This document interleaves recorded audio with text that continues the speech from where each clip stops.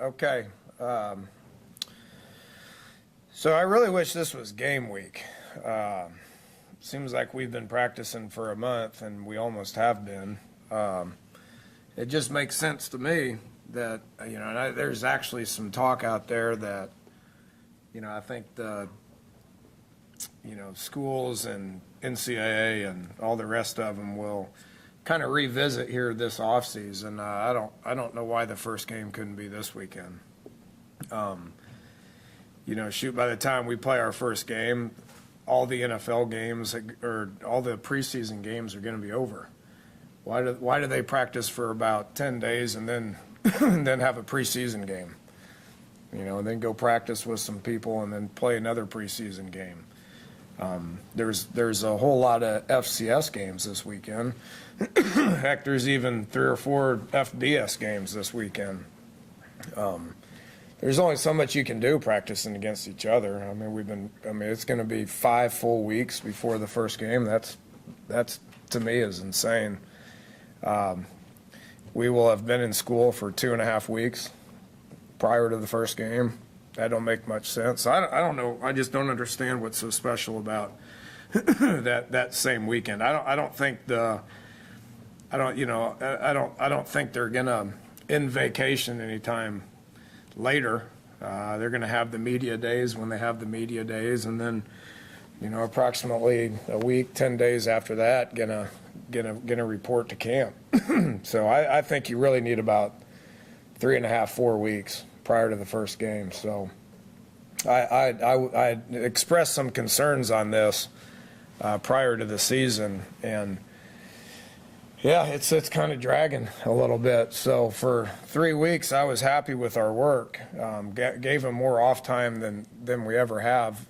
I do think it was beneficial for our student athletes to get a little bit more time off, and how we practiced, I think, was really good. I just think you can get that done probably in 2 weeks, 2.5 weeks, and then have a game week and go play ball. So I like where our team's at. Incredibly sick of practicing against each other. Ready to switch gears, which we have. And today, when we get in here, we'll start talking about Virginia Tech a little bit. But if you just split up and start working scout teams, then you're going to lose the speed of the game, and all kinds of crazy things can happen. So we got to keep practicing against each other for a whole nother week to keep things right, and then which is no different than what we've done the last couple of years. And then a week from now, we can full go practice, against Virginia Tech, which when we meet next week, I have a little bit more information as far as what we think we need to do in order to be successful. So that's what's on my mind. Anybody got any questions? Well, that's on your mind. Would it work better? Would you be in favor of, say, a scrimmage game or an exhibition game, like last week, 2 weeks before the opener, and stay the same way? Yeah, I would. Yeah, that'd be cool, but it's never going to happen. I went down to the Texans and Patriots last week, first day of school on Wednesday. That was our players' day off, so I shot down there for a day and watched them practice against each other. That's the first time I've seen an NFL practice like that. I've been to plenty of camps and seen plenty of practices, but I've never seen two teams practice against each other. And it's unbelievable how much work you can get done. Right now we can't have a scrimmage where our punt team goes out and goes against the punt return team without calling timeout and putting beanies on and changing jerseys, and then you do it. It just doesn't flow. You can't get anything done. And those guys sat there for 2 days and scrimmaged against each other and did it the right way. It was fun to watch them practice against each other so professionally and organized and all that. Just work on all these different situations. You can do that if it's two teams going against each other that are in 2 different jerseys on 2 different sidelines. You can't do it with a split team. So so either reduce the amount of time to where you're not going stir crazy or hold a scrimmage. That O'Brien said that to me. He's like, if I ever go back into college, I would campaign for that. I go, you're wasting your time. He goes, I know it. So he's probably not coming back to college. So as you get to this point, concerns with your team, things you like, things you are worried about as you get into game preparation? Yeah, I don't know. You're not going to know the answers of that. When you would if you scrimmaged somebody, you would if you played a preseason game. It gets to a point where, and it does for everybody. I mean, Virginia Tech is probably at the very same spot that we are.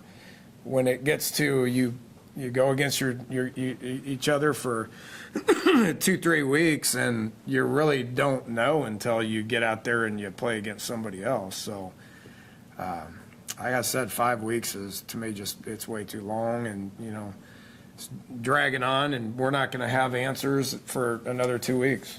We'll have answers here 13 days from now when we sit in here on on Monday and evaluate the video and see what it looks like. So I'll tell you 2 weeks from today. Or you tell me.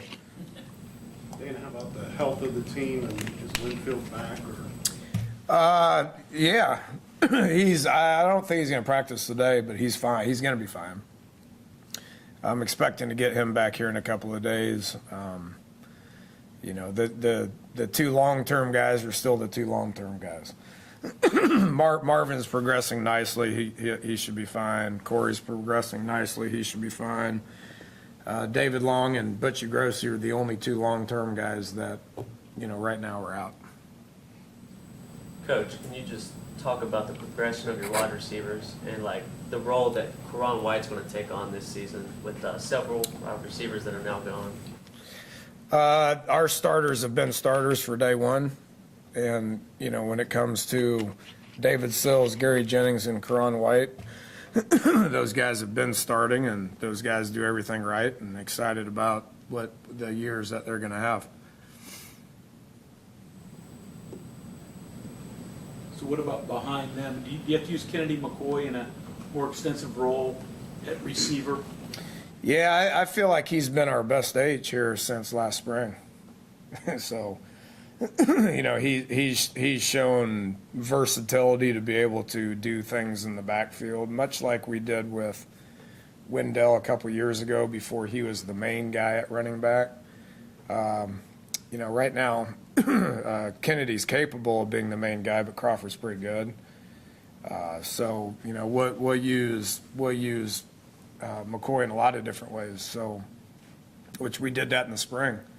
And, in my opinion, he's one of our top 4 guys right now.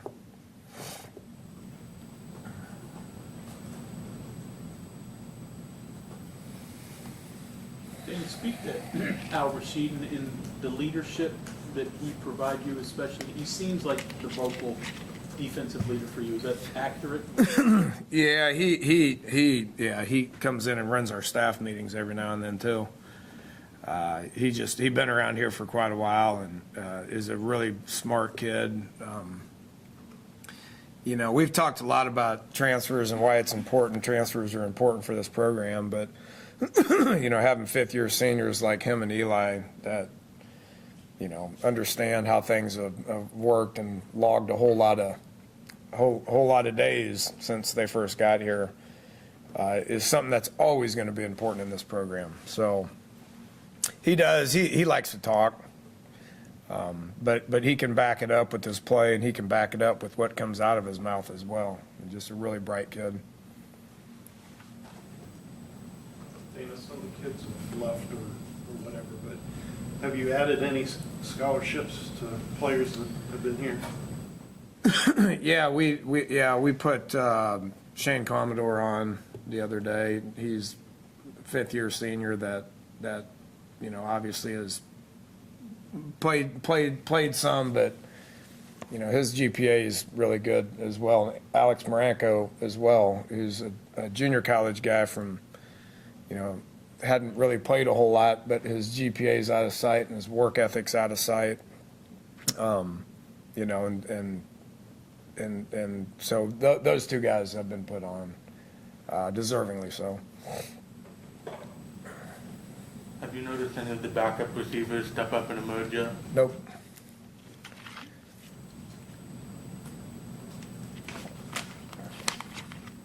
And is this the week you start to decide a little bit on red shirts? I mean, obviously, some things could happen to force your hand later, but you start to think. Yeah, we'll break up scout teams today. I'm not prepared to give you a list as far as who is and who isn't, but, we'll release a depth chart next week, and, if guys aren't on that depth chart, then we'll try to redshirt them. Obviously, you may get into game 1, game 2, game 11 and have to play a guy. But we'll break up scout teams today, and if we think guys are redshirting, then they'll obviously be on that.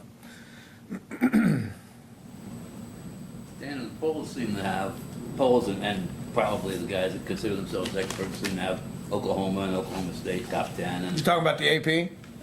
them and others. And others. Them and others. Then they have 4 teams, U Kansas State, Texas, and whoever the other one is, TCU. Virtually the same team. Right. Do you see it like that? And is there, what does it take to break out of that pack and become? Yeah, I mean, based on what Oklahoma State's done the last couple of years, that's who I'd put up there. I mean, they both looked really good in their bowl games last year. They finished the season strong.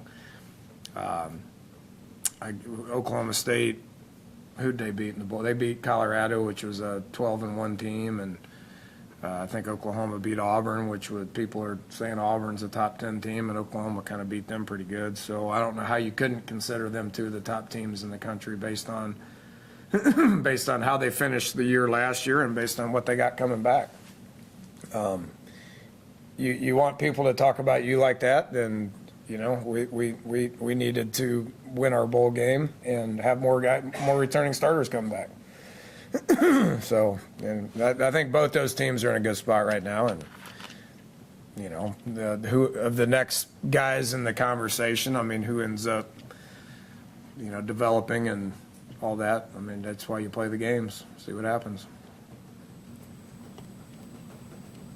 David, not to harp on receivers, but you seem like you feel pretty good that David or Gary can play outside as well as inside. Is that a solvent them to decide? Yeah, I mean, they both have.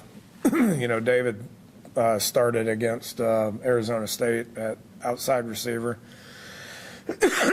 Gary played outside receiver all last year. We didn't move him inside until spring, I guess. So those guys are tough. They're smart. They're competitive. It means a lot to them. They practice hard. They play hard. They've developed. They're smart. They've earned the right to be our starters, and I'm expecting big years of those guys. Anything pass pro wise that's jumping out at you about the offensive line, communication, or? I've been happy with their progression. It's still the same concern. Depth is a problem right now. We just got a lot of young guys that are the backups, but the continuity I see improving. I think Matt Jones has done a good job at center, and got some older guys around him. So, I think they've been improving.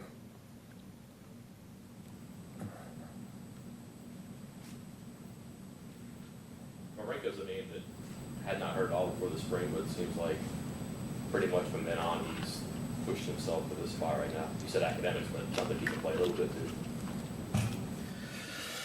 It's never suited up. So, I mean, I ain't going to talk about guys that hadn't suited up. He has a really high GPA. So, and he's a really good kid. And he works hard. It's about where we're at. Is it imperative? We'll talk more Virginia Tech next week. I'm looking forward to talking Virginia Tech. Is it imperative that some of those receivers step up behind your three? He typically play more than 3.